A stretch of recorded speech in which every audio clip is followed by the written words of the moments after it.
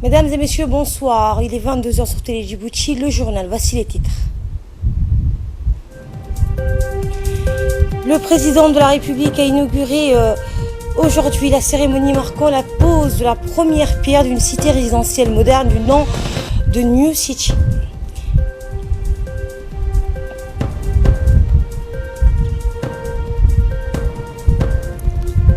Et Washington a annoncé aujourd'hui des sanctions dures contre Téhéran en représailles du tir qui a abattu un drone américain le 20 juin dernier.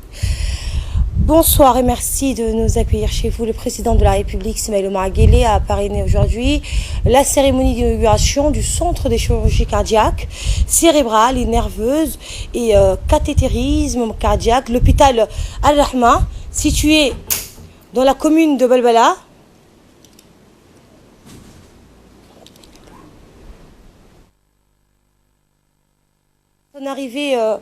À son arrivée, le chef de l'État a été accueilli par le Premier ministre, Abdelkader Kamil Mohamed, le ministre de la Santé, Mohamed Awel Samadirieh, et l'ambassadeur du Koweït à Djibouti, Youssef Hussein Al-Rabandi, le chef de la délégation koweïtienne, Rachid Salem, et le directeur régional de l'ONG Al-Rahma à Djibouti, Abdelghani Al-Roulechi, ainsi que le directeur de l'hôpital, Dr Mohamed Al-Sharkawi. Rappelons que l'inauguration de ce nouveau centre, premier du genre à Djibouti, s'inscrit dans le cadre des activités liées à la célébration du 42e anniversaire de l'indépendance.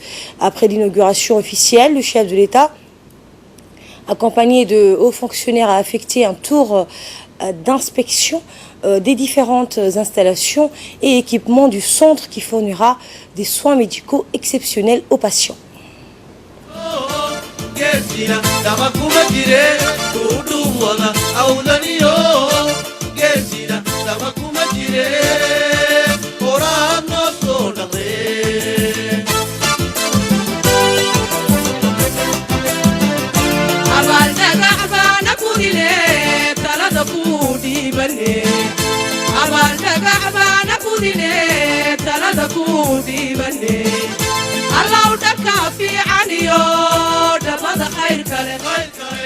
Ismaïl Omar Guelleh a reçu des explications sur diverses opérations chirurgicales qui seront menées par le centre, en particulier ceux liés au cœur, le cerveau et cathétérisme cardiaque.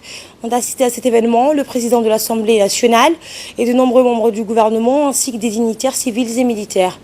Il convient également de noter que l'association internationale dénommée Al-Rahma a contribué efficacement aux efforts entrepris par le gouvernement dirigé par le président de la République dans divers domaines, en particulier en ce qui concerne le secteur de la santé et l'éducation.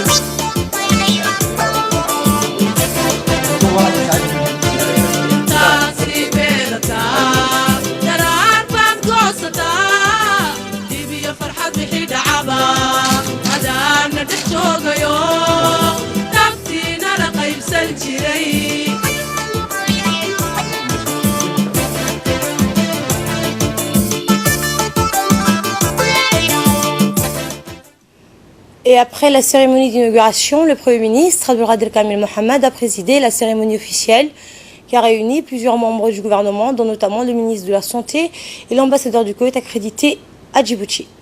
On a assisté à cet événement le chef de la délégation koweïtienne, Rachid Salem Al-Umari, ainsi que des membres du corps diplomatique et des représentants d'organisations non gouvernementales. Au début de la cérémonie, les participants ont suivi une projection relative aux services médicaux offerts par le nouveau centre aux patients.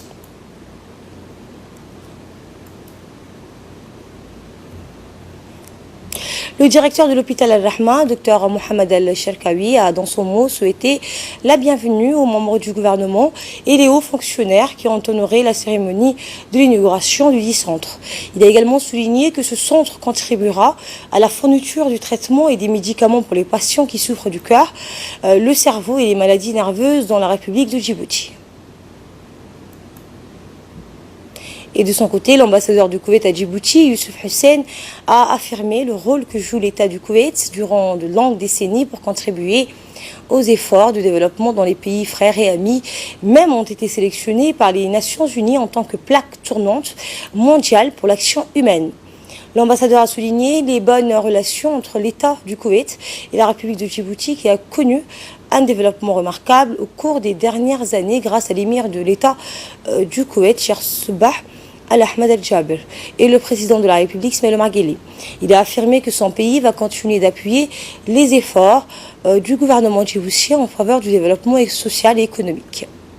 Le ministre de la Santé, Mohamed Ould-Sameziri, a quant à lui félicité le partenariat stratégique entre son institution et le gouvernement de Djibouti en soulignant la grande importance des projets de développement entrepris par Al-Rahma à Djibouti au cours des 2 dernières décennies sous les auspices donc, du président de la République, Ismaël Omar Guelleh. Écoutons un extrait de son intervention. C'est avec un réel plaisir pour moi que nous avons procédé sous le haut patronage du président de la République, chef du gouvernement, son Excellence M. Ismaël Omar Guelleh, à l'inauguration d'un centre spécialisé de chirurgie cardiaque, de neurochirurgie et d'une unité de cathétérisme cardiaque. Je voudrais d'emblée chaleureusement féliciter la direction de l'hôpital pour le choix courageux de cette initiative. Qu'il me soit également permis, sincèrement, de remercier l'ONG Al-Rahma International ainsi que ce généreux donateur pour avoir soutenu et permis la concrétisation de ces projets. Que des chemins parcourus depuis la petite clinique médicale destinée à répondre aux besoins des orphelins du complexe et l'établissement hospitalier des premiers plans intégrant le dernier technologie en matière de chirurgie cérébrale et cardiaque au sein duquel nous nous retrouvons aujourd'hui. Ce nouveau service, en plus de ceux des hôpitaux bibliques et parabibliques, vont sans nul doute concourir à une meilleure prise en charge des pathologies cardio-neurovasculaires dans notre pays. Autre activité du chef de l'État, c'est cette cérémonie marquant la pose de la première pierre d'une cité résidentielle moderne du nom de New City. Ce projet ambitieux du groupe d'investissement immobilier Al-Hamdani est situé dans le nord de la ville de Djibouti, à PK12, et près de la mosquée Al-Ouma. Composé de plus de 200 villas, duplex, d'un centre commercial, une diversité d'activités récréatives qui répondent à la qualité de vie satisfaisant et un environnement sûr. Ensemble, toutes les aspirations qui combinent les attentes d'un citoyen djiboutien.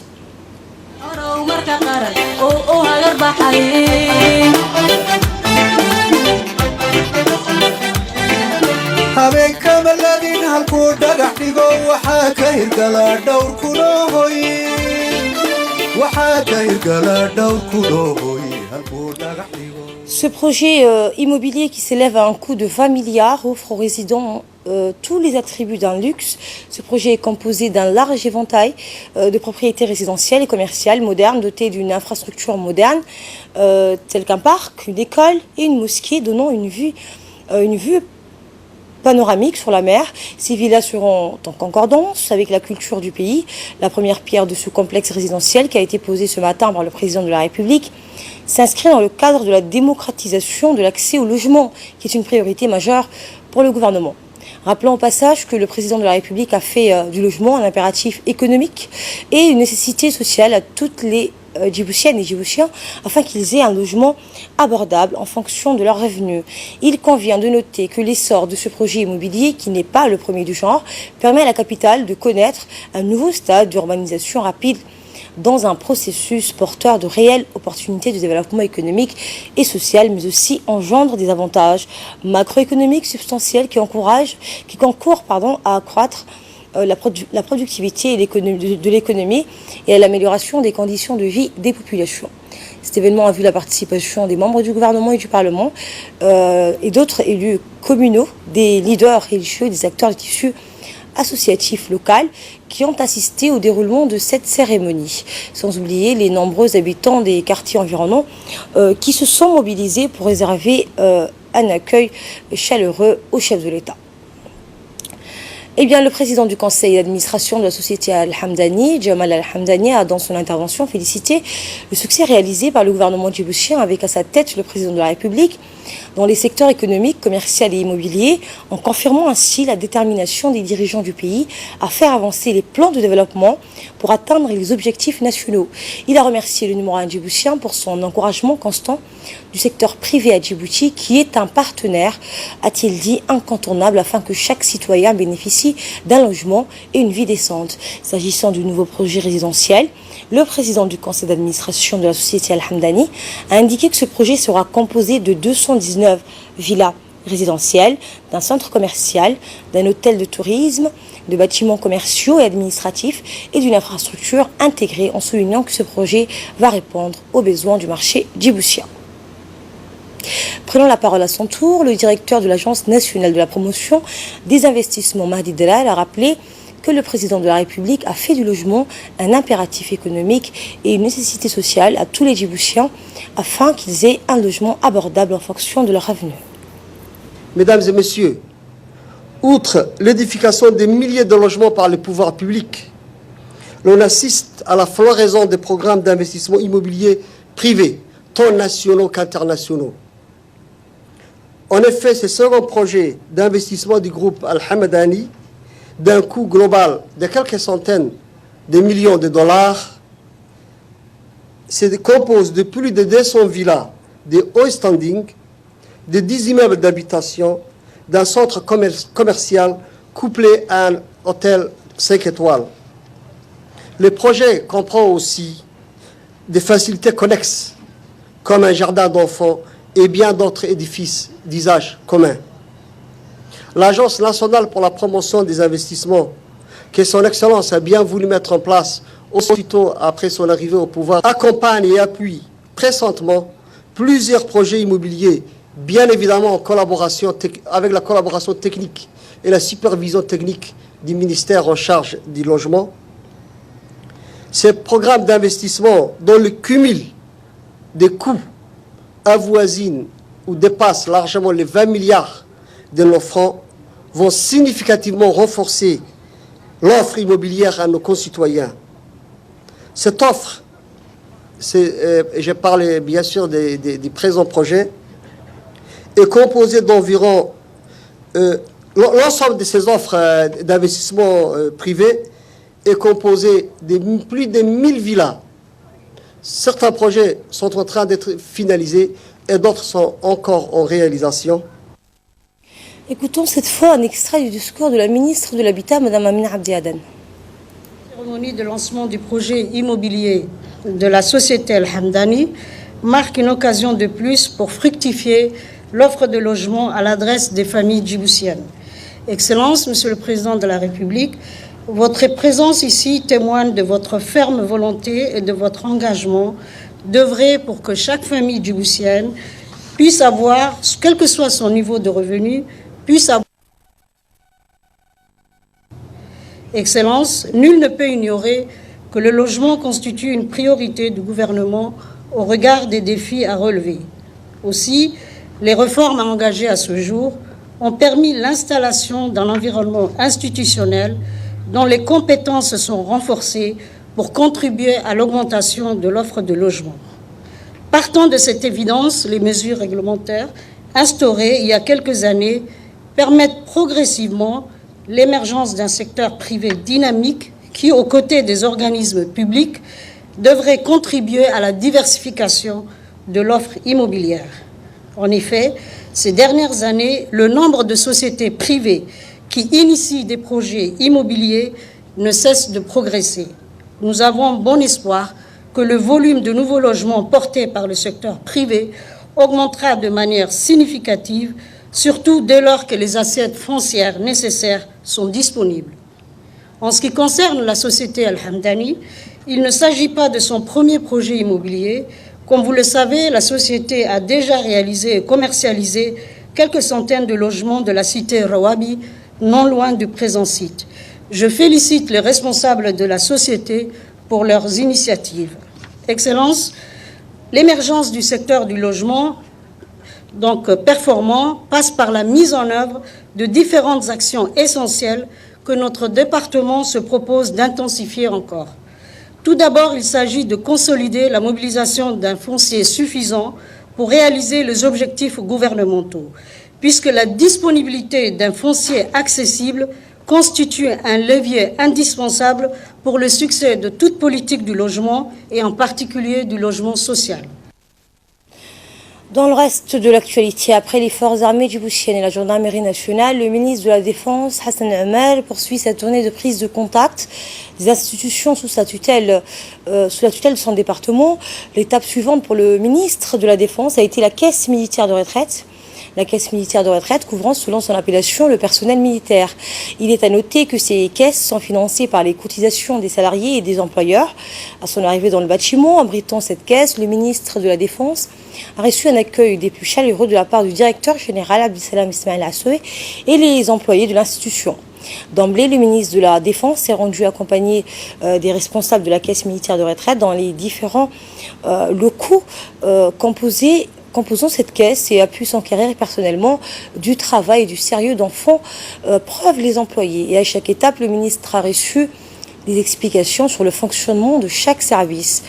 Par la suite, donc, une réunion avec la direction générale de la caisse militaire de retraite a clôturé la visite de prise de contact du ministre de la Défense, Hassan Omar Mohamed.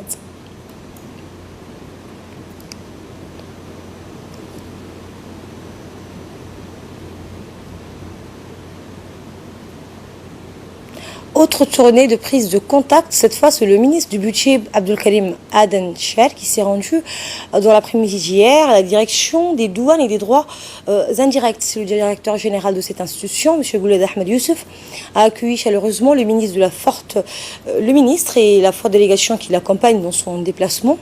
Après l'accueil, le ministre s'est dirigé à la salle de réunion de la direction générale des douanes et des droits indirects où une projection a été faite afin d'informer amplement le ministre sur l'organisation et la mission de cette noble institution qui est la direction des douanes et des droits indirects.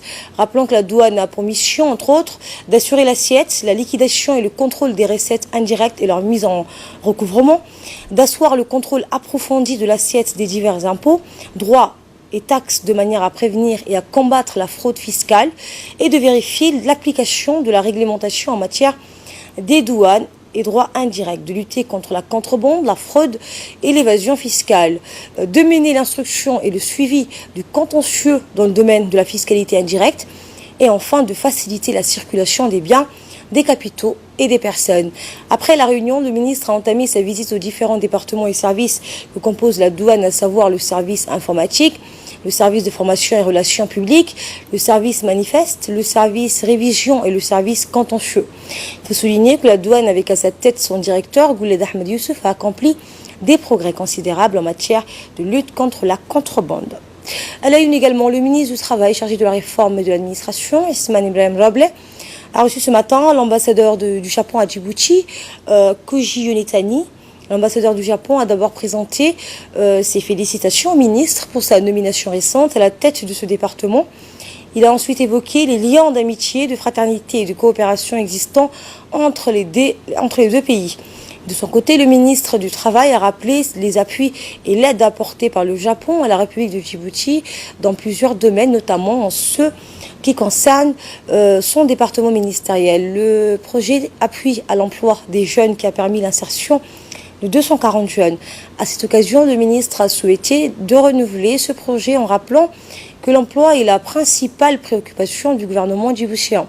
Il a également exposé d'autres axes des activités du ministère pour lesquels il souhaiterait l'appui du gouvernement japonais, à savoir le renforcement des capacités à l'INAP ainsi COSECRA. L'ambassadeur Koji Yonetani a pris acte des requêtes du ministre et a promis de prendre les dispositions nécessaires pour améliorer la collaboration avec le ministère du Travail. Et en préparant cette réunion, Abdellah Ali Mohamed, le secrétaire général du ministère du Travail, et M. Khadir Omar Kalin, le conseiller en communication du ministre du Travail. Dans le cadre de la semaine nationale de dons de sang lancée par le ministère de la Santé, le Centre national de la transfusion sanguine a installé des stands de collecte à la place Mohamed Harbi et au sein de la mairie de Djibouti. Des véhicules spécialisés seront postés sur les lieux jusqu'au 26 juin 2019 pour donc procéder à la collecte des poches de sang directement auprès des donateurs anonymes désireux de faire œuvre de don de soi. Dans cet élan de solidarité, plusieurs organismes et entités administratives du pays ont répondu à l'appel du ministère de la Santé en organisant des journées de don de sang pour leurs employés. À noter que le Centre national de transfusion sanguine est chargé de coordonner ces opérations de collecte à travers la planification d'un calendrier de passage au niveau de tous les services et départements qui sont sollicités à faire œuvre de générosité de don de soi. C'est le meilleur cadeau que je pourrais offrir en ma personne, au pays, aux malades et aux différentes personnes qui sont dans le besoin. Alors je vous incite tous, jeunes, moins jeunes et vieux, à donner votre sang pour sauver une vie. La langue arabe est l'une des langues vivantes les plus anciennes du monde. Le nombre de locuteurs est de plusieurs centaines de millions.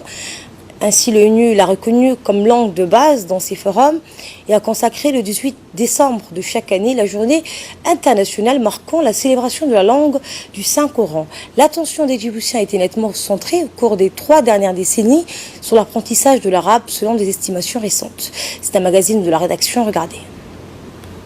La langue arabe est l'une des langues officielles en République de Djibouti et revêt d'une grande importance en tant que langue du Saint-Coran, de la Sunna du prophète sallallahu alayhi wa sallam. À cet égard, il existe à Djibouti plus de 110 écoles arabes privées dont beaucoup sont supervisées par le ministre de l'Éducation nationale et de la formation professionnelle. Les plus importantes de ces écoles sont l'Institut islamique de Djibouti, l'école saoudienne, l'école du Yémen, l'école Al-Azad, l'école Al-Rashad et l'école Iman Al-Nawi. L'une des écoles arabes les plus célèbres à Djibouti, fondée il y a plus de 30 ans, l'école exemplaire dénommée École Azad, située dans le quartier de Gachamali. L'école Azad a été inaugurée en 1986 et depuis cette date, elle joue un rôle important dans la promotion de la langue arabe à Djibouti. Je saisis cette occasion pour adresser mes remerciements et ma reconnaissance aux intellectuels djiboutiens qui ont initié la création de cet édifice prestigieux qui a réussi à surmonter de nombreux défis et à atteindre les objectifs souhaités. Nous saluons aussi le grand soutien que le président de la République, son Excellence Ismaël Omar Guelleh, et le ministre de l'Éducation nationale et de la formation professionnelle apportant aux écoles privées arabes du pays. La grande majorité de ces établissements d'enseignement arabe ont ouvert leurs portes au cours des 3 dernières décennies pour accueillir le grand nombre d'étudiants qui souhaitent apprendre la langue du Coran et des sciences islamiques. D'autre part, l'école exemplaire dénommée Rishad, située dans le quartier du Stade, qui a récemment célébré son 40e anniversaire, contribue aussi à la promotion et le développement de la langue arabe. Le chef de l'État a accordé à cette école une superficie de 10 000 mètres carrés dans laquelle le nouveau bâtiment de l'école a été construit. Plus de 1750 ont été diplômés. Cet édifice scientifique et comprend des nouveaux primaires, collèges et secondaires. Grâce à l'encouragement et le soutien indéfectible offert par le chef de l'État et le gouvernement, l'enseignement arabe s'est considérablement amélioré au cours de ces dernières années.